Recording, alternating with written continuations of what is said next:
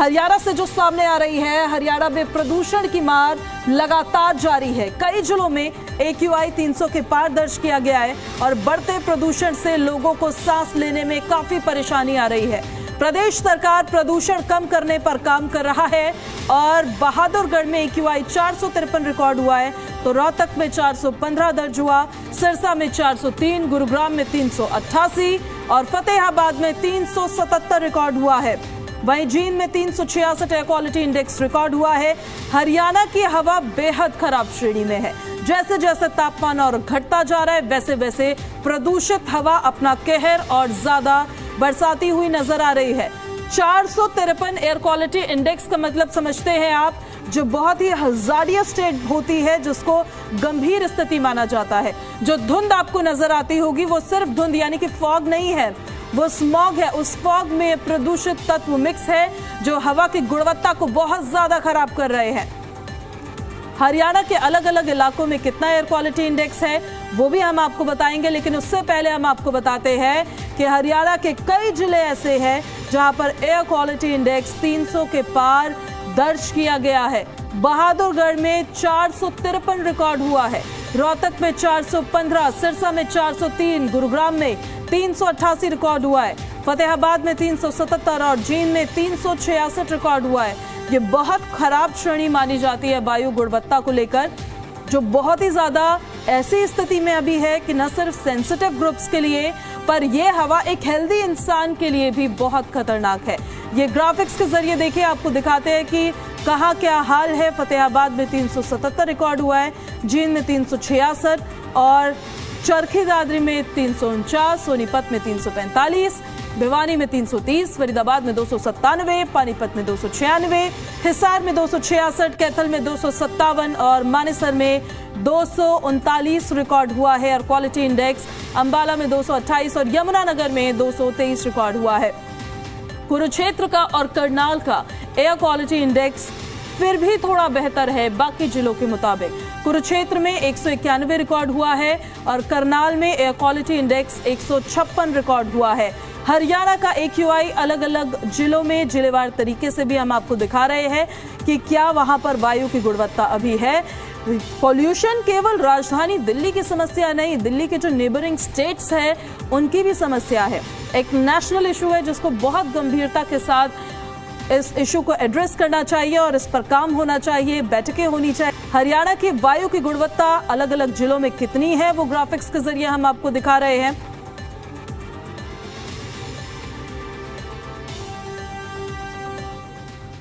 तो देखिए, फतेहाबाद का वायु प्रदूषण का जो स्तर है वो तो बहुत ही गंभीर बना हुआ है और देर रात 500 के करीब यहां पर वायु गुणवत्ता सूचकांक में रिकॉर्ड किया गया, जबकि सुबह 7 बजे 377 दर्ज किया गया है air quality index. Charkhi Dadri में भी लगातार हवा प्रदूषित होती जा रही है, तो वहीं लोगों की परेशानियां इसकी वजह से काफी ज्यादा बढ़ गई है और लोगों को काफी परेशानियों का सामना करना पड़ रहा है। ये दो तस्वीरें हम आपको दिखाते हैं जो फतेहाबाद और चरखी दादरी से सामने आई है, जहां पर वायु की गुणवत्ता बहुत ही ज्यादा खराब स्थिति में अभी दर्ज हो रही है और लोगों के लिए परेशानी का सबब ये बन गया है। जो पब्लिक है वो ये सवाल कर रही है कि आखिर इस इशू को रिजॉल्व कब किया जाएगा, इस समस्या का समाधान कब निकाला जाएगा। क्या हर सर्दी में जो हरियाणा की पब्लिक है उनको इसी प्रदूषित हवा के बीच में रहना पड़ेगा? हालांकि देखिए, प्रशासन की तरफ से कुछ कदम उठाए जा रहे हैं, लेकिन बहुत ज्यादा काफी साबित होते नजर नहीं आ रहे हैं। लेकिन बार बार ये अपील की जा रही है, एडवाइजरी भी यही है कि प्रदूषित हवा में जाने से आप बचें। सुबह के वक्त में और रात के वक्त में प्रदूषण की स्थिति बहुत ज्यादा खराब होती है, तो ऐसे वक्त में बाहर जाने से बचेंगे तो आप अपने आप को सुरक्षित रख पाएंगे। चरखी दादरी में तो पिछले दिनों से लगातार हवा प्रदूषित हो रही है। दिल्ली NCR में ग्रैप 3 के प्रतिबंध लागू कर दिए गए हैं। हरियाणा राज्य प्रदूषण नियंत्रण बोर्ड ने दादरी जिले के सभी स्टोन क्रशर्स और माइनिंग गतिविधियों को तत्काल प्रभाव से बंद करने के आदेश जारी कर दिए हैं। आगामी आदेशों तक इन्हें बंद रखा जाएगा। साथ ही 3 फेस बिजली आपूर्ति काटने के आदेश भी दे दिए गए हैं। प्रदूषण नियंत्रण बोर्ड ने ग्रैप 3 लागू करवाने के लिए पूरी रणनीति बना ली है और नियमों का उल्लंघन करने पर कानूनी और विभागीय कार्रवाई की जाएगी। ये जानकारी मिल रही है। तो दिल्ली में ग्रैब 3 लागू है, पूर्णतः जो CAQM के जो डायरेक्शंस हैं उनकी कंप्लाइंस करवा रहे हैं। इसके अंदर हमारा विशेष ध्यान इन चीज़ों पे है कि जो डायरेक्शन है उसके अंदर धूल और धुआं जिन चीज़ों से निकलता है उनको नियंत्रित किया जाए। इसके अंदर हमारे यहाँ पे मेन स्टोन क्रैशिंग यूनिट हैं, साथ में माइनिंग एक्टिविटीज हैं, जो स्टोन माइनिंग प्रोजेक्ट्स हैं उनको हमने बंद करवाने के लिए, सुनिश्चित करने के लिए जो DHBN है, इलेक्ट्रिक जो डिपार्टमेंट है, उसको रात को ही डायरेक्शन दे दिए थे, इवनिंग में बल्कि कल, सो दैट कि वहाँ पे ओनली सिंगल फेज लाइट रहे, सो दैट कि उनका जो ऑपरेशंस हैं वो बंद हो जाएं। और लगातार हम इसके ऊपर ध्यान रखेंगे, किसी तरह की भी कोई शिकायत है उसको तुरंत प्रभाव से हम जाके उसको समाधान करें और जो CAQM के डायरेक्शन है उसको पूर्ण रूप से जारी करवाएंगे।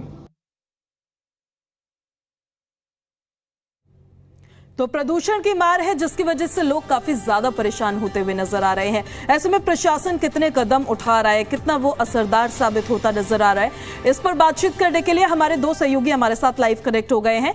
फतेहाबाद से हमारे सहयोगी अजय मेहता हमारे साथ लाइव कनेक्ट हो गए हैं, रोहतक से हमारे सहयोगी राज टाकिया हमारे साथ लाइव कनेक्ट हो गए हैं। अभी फतेहाबाद की तस्वीरें हमने आपको दिखाई थी। अजय, जब पहला रुख आपकी तरफ करते हुए, जब अब तस्वीरें हम अपने दर्शकों को दिखा रहे थे, बहुत ही खराब स्थिति है अभी फतेहाबाद में वायु को लेकर, किस तरह की स्थिति है पूरी डिटेल जरा उस पर आप बताइएगा, और उसी को लेकर प्रशासन की तरफ से क्या कदम उठाए जा रहे हैं ये भी जरा दर्शकों को बताएं। अजय के साथ हम दोबारा से कनेक्ट करने की कोशिश करते हैं, शायद तो कोई टेक्निकल प्रॉब्लम हो सकती है। राज हमारे साथ कनेक्टेड है, रोहतक से राज हमारे साथ कनेक्टेड है। रोहतक की स्थिति राज जरा दर्शकों को बताइए कि क्या स्थिति वहां पर अभी बताई जा रही है, और प्रशासन की तरफ से कितनी संजीदगी और प्रशासन की तरफ से कितने कदम वहां पर उठाए जा रहे हैं, जो कदम उठाए जा रहे हैं क्या वो इफेक्टिव भी साबित होते हुए नजर आ रहे हैं? राज, रोहतक की अगर बात कर ली जाए तो रोहतक का जो IQ लेवल है जो वो बहुत ही खराब श्रेणी में है। 400 से अधिक जो है IQ लेवल जो है वो पार कर चुका है, और ऐसे में सबसे ज्यादा दिक्कतें जो हैं वो छोटे बच्चों को, स्कूली बच्चों को, और जो बीमार व्यक्ति हैं, बुजुर्ग व्यक्ति हैं, उनको सबसे ज्यादा दिक्कतों का सामना करना पड़ रहा है। वहीं डॉक्टर्स की तरफ से भी एडवाइजरी जारी की गई है कि सुबह और शाम के समय जो है वो बीमार व्यक्ति या छोटे बच्चे, जो बुजुर्ग व्यक्ति हैं, वो घर से कम ही निकले, जरूरी हो तो ही बाहर निकले। ऐसे में प्रशासन की अगर बात कर ली जाए तो प्रशासन की तरफ से जो है वो वाटर फॉगिंग भी करवाई जा रही है, और ऐसे में हिदायत जरूर जारी की गई है, लेकिन इस पूर्ण तरीके से जो है मौसम को लेकर के अभी प्रशासन जो है संजीदा नहीं है, और ऐसे में लोगों को, आम लोगों को काफी दिक्कतों का सामना करना पड़ रहा है। जी ठीक है राज, वापस लौट रहे हैं आपके पास। फतेहाबाद अब हम आपको लिए चलते हैं। अजय कनेक्ट हो गए हमारे साथ एक बार फिर से। अजय, फतेहाबाद की क्या स्थिति है अभी प्रदूषण को लेकर, जरा दर्शकों को बताइए। इसके साथ साथ प्रशासन की तरफ से क्या कदम उठाए जा रहे हैं, कितनी गंभीरता से इस विषय को लिया जा रहा है?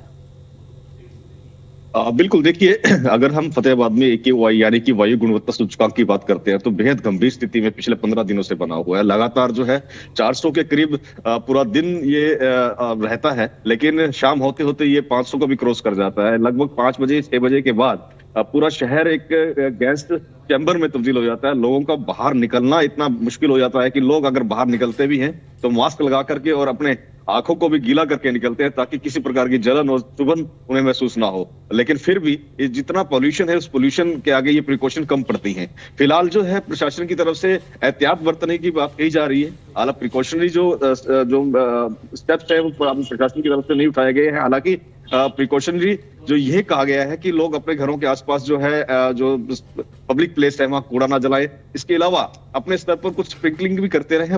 विभाग की तरफ से, फायर ब्रिगेड की ओर से, प्रशासन की ओर से जो है स्प्रिंकलिंग करवाई गई है, पेड़ पौधों पर स्प्रिंकलिंग हुई गई है, और तमाम जो चीजें हैं इनको लेकर के मीटिंगों का दौर भी चल रहा है। कल भी फतेहाबाद के DC ने संबंधित अधिकारियों की मीटिंग ली थी और एक एहतियात बरतने के लिए कहा था। साथ ही जो फतेहाबाद के आसपास जो एग्रीकल्चर लैंड है, वहां जो पराली का जलना है, उनको रोकने के लिए टीमों को मोबिलाइज किया गया है और तमाम टीमों को जो है फील्ड के अंदर भेज दिया गया है कि कहीं पे भी इस तरह की जो है आगजनी घटनाएं सामने ना है, ताकि प्रदूषण के स्तर को नियंत्रित रखा जा सके। जी ठीक है अजय, राज आप बने रहिए हमारे साथ, आपके पास वापस लौट रहे हैं हम। अब वो कितना इफेक्टिव साबित होता हुआ नजर आ रहा है वो जरा हम आपको बताएंगे, हमारे सहयोगी आपको बताएंगे। उससे पहले ये ग्राफिक्स देखिए जरा आप, हरियाणा में AQI का लेवल क्या है अभी वो हम आपको जरा दिखा देते हैं। फतेहाबाद में जिस पर अभी बात कर रहे थे 377 रिकॉर्ड हुआ है, जींद में 366, भिवानी में 330 रिकॉर्ड हुआ है, फरीदाबाद में 297 रिकॉर्ड हुआ है। उसी तरीके से मानेसर में 239 और अंबाला में 228 रिकॉर्ड हुआ है। यमुनानगर का एयर क्वालिटी इंडेक्स भी देख लीजिए आप, बहादुरगढ़, रोहतक, सिरसा और गुरुग्राम में भी देख लीजिए 400 और 300 को क्रॉस करता नजर आ रहा है। चरखी दादरी में 339 एयर क्वालिटी इंडेक्स आप देख रहे हैं। तो वहीं देखिए हिसार में 266 रिकॉर्ड हुआ है। और ये हवा बिल्कुल भी ठीक नहीं है, ये हवा आपके हेल्थ के लिए बहुत ज्यादा खराब है। कुरुक्षेत्र में 191, करनाल में 156, बाकी जिलों के हिसाब से यहाँ पर एयर क्वालिटी इंडेक्स थोड़ा सा बेहतर नजर आ रहा है, लेकिन बाकी इलाकों में देख लीजिए आप, कहीं 300 पार हो रहा है तो कहीं पर 400 पार एयर क्वालिटी इंडेक्स होता हुआ नजर आ रहा है, जो आपके हेल्थ के लिए बहुत ज्यादा खतरनाक है।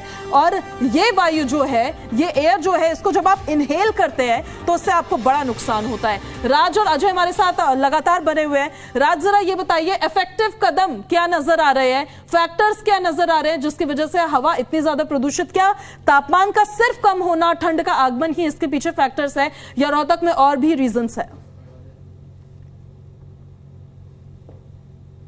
जी देखिए, जिस तरीके से एयर पोल्यूशन की बात करें तो पूरे हरियाणा में जो है अब धीरे धीरे जो है एयर पोल्यूशन खराब होता जा रहा है। और ऐसे में जिस तरीके से 400 से अधिक जो है कई जिलों में एयर पोल्यूशन जो लेवल है वो पार हो चुका है। सबसे ज्यादा दिक्कतें आम आदमी को आ रही है, जो सुबह और शाम जो है वो घर से उनको निजी कार्य के लिए या रोजमर्रा के कार्य के लिए बाहर जाना पड़ता है। तो ऐसे में सबसे ज्यादा दिक्कतें सांस लेने में और आंखों में जलन लोगों को हो रही है। डॉक्टर्स ने की जो पीढ़ी वो भी बढ़ गई है। हर जिले के आंकड़े जो है अलग अलग है। ऐसे में कुल मिलाकर बात कर ली जाए तो इसके पीछे का कारण यही नजर आ रहा है कि जिस तरीके से मौसम में बदलाव हुआ है वो भी एक मुख्य कारण है। दूसरा जो है अब हरियाणा में पराली जो है वो धीरे धीरे जलाने का प्रचलन जो है वो कम होता जरूर नजर आ रहा है, लेकिन पराली जो है अभी भी कई जिलों में जलाई जा रही है। उसका भी मुख्य कारण यही देखने को मिल रहा है। जी ठीक है राज, लौटेंगे हम आपके पास वापस, बने रहिए आप हमारे साथ लगातार अजय भी बने हुए हैं। अजय जरा ये बताइए, अगर राजधानी में प्रदूषण की स्थिति को लेकर हम बात करते हैं तो यहाँ पर बहुत सारे फैक्टर्स निकलकर सामने आते हैं जिस वजह से ये स्थिति बहुत खराब हो जाती है। फतेहाबाद में क्या रीजंस, क्या फैक्टर्स नजर आ रहे हैं ये जरा आप बताइए, क्योंकि इस पर चर्चा करना बहुत ज्यादा जरूरी है, ये बताना बहुत ज्यादा जरूरी है कि आखिर क्या फैक्टर्स है, क्या वजह है जिस वजह से फतेहाबाद के वासियों को ऐसी हवा में रहना पड़ रहा है। जी बिल्कुल, देखिए अगर हम राजधानी दिल्ली की बात करते हैं या फिर NCR एरिया की बात करते हैं तो वहाँ हैवी ट्रैफिक एक बड़ा फैक्टर नजर आता है। साथ में जो एक कंस्ट्रक्शन साइट्स हैं या फिर माइनिंग साइट्स हैं वो एक फैक्टर है। लेकिन अगर फतेहाबाद के संदर्भ में अगर हम बात कर लेते हैं तो फतेहाबाद में इस तरह का एज सच ना तो हैवी ट्रैफिक का लोड है और ना ही हैवी इंडस्ट्री यहाँ है, ना माइनिंग होती है यहाँ पे। या एक बड़ा फैक्टर जो निकल के सामने आता है वो ये है स्टबल बर्निंग। पंजाब से सटा हुआ इलाका है, बिल्कुल जो है पंजाब के बॉर्डर दो तरफ से लगते हैं, एक तरफ से सिरसा की ओर से और एक तरफ से मानसा की ओर से फतेहाबाद को पंजाब टच करता है। तो पंजाब के अंदर भी माना जा रहा है कि कहीं ना कहीं जो कल्टीवेशन हो चुकी है, हार्वेस्टिंग हो चुकी है और हार्वेस्टिंग के बाद अब जो है स्टबल बर्निंग के मामले भी सामने आने लगे हैं। फतेहाबाद में भी ऐसे मामले सामने आए हैं स्टबल बर्निंग के। ये स्टबल बर्निंग का जो एक बड़ा फैक्टर है। दूसरी बात है जो मौसम बदला है और मौसम के अंदर जो नमी है, नमी की वजह से पूरा का जो एक लेयर प्रदूषण की लेयर है, जो वायु प्रदूषण की लेयर है वो जो है वहां वातावरण में बनी रहती है। हवा नहीं चलती है तो ये और भी ज्यादा डेंस हो जाती है। तो ऐसे में ये एक बड़ा फैक्टर नजर आता है कि जो स्टबल बर्निंग को किसी प्रकार से बिल्कुल पूरी तरह से रोका जाएगा, तभी जाकर के ये जो है वायु प्रदूषण के स्तर को कम किया जा सकता है। इसको लेकर के संजीदगियां भी दिखा रहे हैं, प्रशासन संजीदगी दिखा रहा है, लेकिन जो धरातल पे है वो अभी इफेक्ट नजर नहीं आ रहा है। जी ठीक है अजय, लौट रहा आपके पास। राज जरा ये बताइए पिछले साल के मुताबिक इस साल में कितना डिफरेंस नजर आ रहा है? चलिए हम इस बात को समझते हैं कि आप एक पल में हर चीज ठीक नहीं कर सकते हैं, लेकिन एटलीस्ट कुछ पॉजिटिव ग्रोथ हमको नजर आनी चाहिए। अगर आप काम कर रहे हैं, प्रशासन काम कर रहा है, सरकार काम कर रही है, तो कम से कम कुछ तो हमें ये नजर आना चाहिए कि पिछले साल के मुताबिक इस साल में हमने कितना ग्रो किया है, इस प्रॉब्लम का सॉल्यूशन निकालने में? जी देखिए, पिछले साल की अगर बात कर ली जाए तो और इस साल के मुकाबले की बात कर ली जाए तो एयर पोल्यूशन जो है वो पहले सबसे ज्यादा इसलिए होता था क्योंकि अवेयरनेस की कमी थी और लोग जो है पंजाब और हरियाणा के जो किसान है वो सबसे ज्यादा पराली इसको जलाते थे। लेकिन अब धीरे धीरे ये पराली जलाने का जो प्रचलन है वो कम होता जरूर नजर आ रहा है, क्योंकि हरियाणा सरकार की तरफ से किसानों को साफ तौर पर कहा गया है कि पराली को जो है वो निजी कंपनियों को दिया जाए, ताकि एक तो जो पराली जलाने का ओपन में जलाने का जो सिस्टम है वो धीरे धीरे बंद हो जाएगा और दूसरा किसान की आमदनी भी इससे बढ़ेगी। तो ऐसे में किसानों को भी ये धीरे धीरे समझ में आ रहा है कि पराली जलाना कितना नुकसानदायक है। तो ऐसे में उस पराली को वो जो है वो सेल कर रहे हैं निजी कंपनियों को, और अब धीरे धीरे पराली जलाने का प्रचलन कम होता नजर आ रहा है। और यही इफेक्ट है कि अब जो है वायु पोल्यूशन जो है वो कम होता जरूर नजर आ रहा है, लेकिन इतना भी कम नहीं हुआ है कि लोगों को दिक्कतें ना हो। तो ऐसे में आम आदमी को सबसे ज्यादा दिक्कतें हो रही हैं और सबसे ज्यादा इफेक्ट जो है सांस से संबंधित और आंख से संबंधित जो मरीज है उनको काफी दिक्कतों का सामना करना पड़ रहा है। लोगों को और अवेयर होने की जरूरत है, किसानों को और अवेयर होने की इस मामले में जरूरत है। वहीं दूसरी तरफ सरकार को और भी ठोस कदम उठाने चाहिए। जी ठीक है, राज और अजय आपका बहुत शुक्रिया इन सारी जानकारियों के लिए। हवा की स्थिति अभी हरियाणा में क्या है, फतेहाबाद और रोहतक को लेकर हमारे सहयोगी आपको जानकारी फिलहाल दे रहे थे।